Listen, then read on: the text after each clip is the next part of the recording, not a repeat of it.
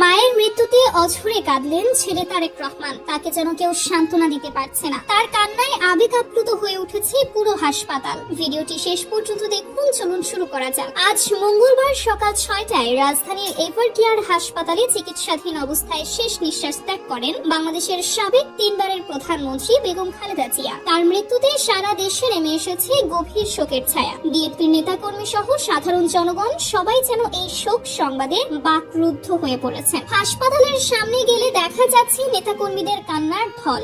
আর কয়েকটা দিন তুমি বাঁচায় রাখতা, আমার ম্যাডাম যাতে নির্বাচনটা দেখে আমরা মৃত্যু করবো।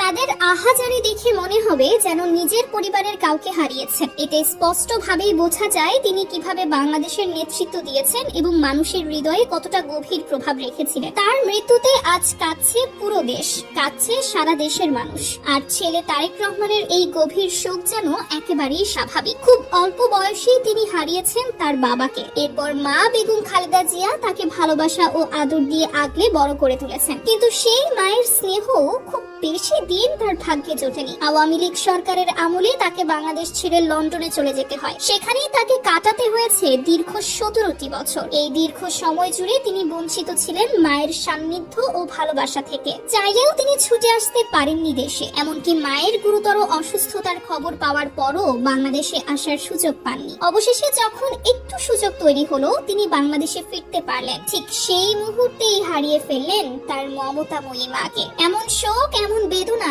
কোনো ছেলের পক্ষেই সহজে মেনে নেওয়া সম্ভব নয়। এই কষ্ট যে কতটা গভীর তা ভাষায় প্রকাশ করা সত্যিই কঠিন। এদিকে বেগম খালেদা জিয়ার মৃত্যুতে আগামী বুধবার থেকে শুক্রবার পর্যন্ত 3 দিনের রাষ্ট্রীয় শোক ঘোষণা করা হয়েছে। পাশাপাশি আগামীকাল বুধবার সারা দেশে সাধারণ ছুটি ঘোষণা করা হয়েছে। খালেদা জিয়াকে ঘিরে পরবর্তী সব আপডেট সবার আগে পেতে আমাদের চ্যানেলটি সাবস্ক্রাইব করে রাখুন।